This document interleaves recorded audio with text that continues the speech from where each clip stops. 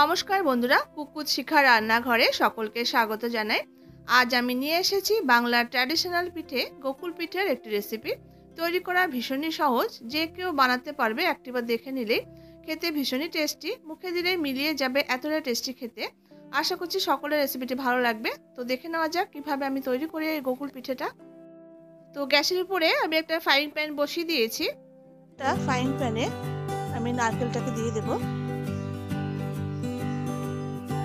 এবার আমি খোয়া ক্ষীরটাকেও দিয়ে দিচ্ছি।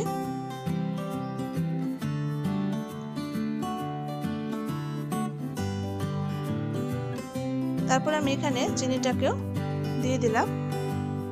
দিয়ে এবার আমি এটাকে নাড়াচাড়া করে শুকনো মতো করে পুর তৈরি করে নেব।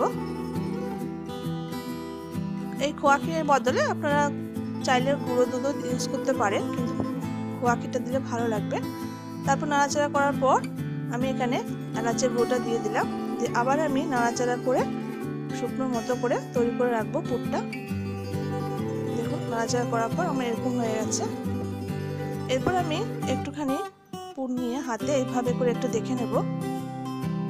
দেখুন, নাড়ুর মতো যখন পাকানো যাচ্ছে তখন ভাববো আমাদের পুরটা ঠিকঠাক মতো রেডি হয়ে গেছে। এরপর আমি একটা প্লেটে এটাকে নামিয়ে নেব।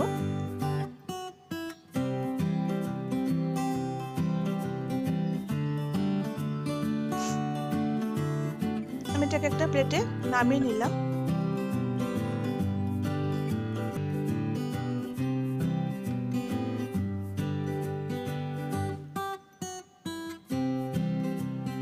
এবার আমি হাতে একটু ঘি মাখিয়ে নিলাম। তারপর আমি এইভাবে করে একটুখানি নিয়ে হাতের সাহায্যে প্রথমে চেপে চেপে নেব। তারপর দু হাতের সাহায্যে এইভাবে করে গোল গোল পাকিয়ে একটু চেপে দিয়ে পিঠার মতো করে তৈরি করে নেব। দেখুন, আমার একটা তৈরি করা হয়ে গেছে। সেম ভাবে আমি সবগুলোকে তৈরি করে নেব। দেখুন, আমার সবগুলো তৈরি করা হয়ে গেছে। এরপর আমি একটা বাটিতে 1 কাপ ময়দা দিয়ে দিলাম, আর আমি হাফ কাপ চালের গুঁড়োটা দিয়ে দিলাম। দিয়ে আমি অল্প অল্প করে জল দিয়ে গুলে একটা ব্যাটার তৈরি করে রাখবো। অল্প অল্প করে জল দেবো আর আমি মেশাতে থাকবো। দেখুন, আমার ব্যাটারটা তৈরি হয়ে গেছে। ব্যাটারের ঘনত্বটা এরকম রাখতে হবে। দেখুন, এরপর আমি একটা কড়াইতে 3 থেকে 4 কাপ রিফাইন্ড অয়েলকে আমি হালকা গরম করে নেব।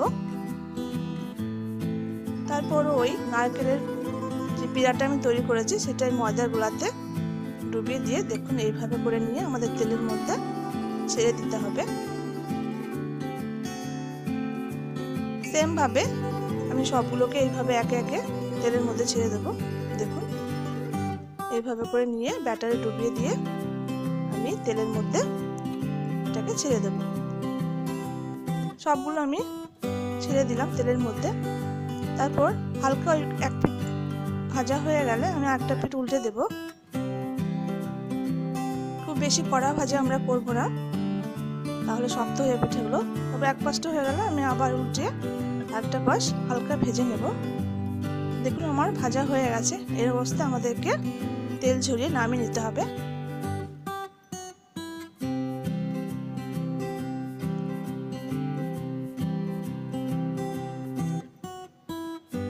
আমি নামিয়ে নিলাম এই ব্যাচটা। তারপর সেম ভাবে পরের ব্যাচটা আমি দেখুন ভেজে নিয়েছি।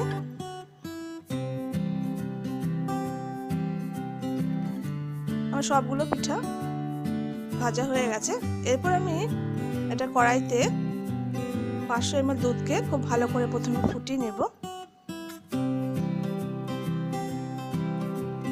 5-10 মিনিট ফোটানোর পর দুধটা একটু ঘন হয়ে গেলে আমি এখানে খেজুরের গুড়টা দিয়ে দিচ্ছি।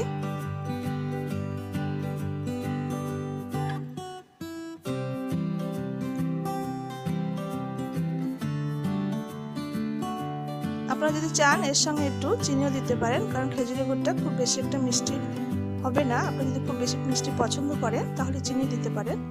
তারপর আমি খেজুরের গুড়টাকে একটু নেড়ে দেবো। এরপর ফুটে উঠলে আমি একে একে পিঠাগুলো যে তৈরি করেছিলাম সেগুলো আমি দুধের মধ্যে ছেড়ে দিয়ে আমি মিডিয়াম টু হাই ফ্লেমে একটু ফুটিয়ে নেব।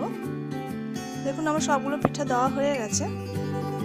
এরপর আমি একটু নাড়াচাড়া করে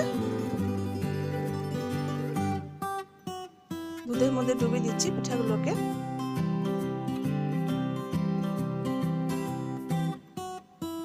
তারপর আমি এইভাবে মিডিয়াম টু হাই ফ্লেমে 5-6 মিনিট একটু ফুটিয়ে নেব।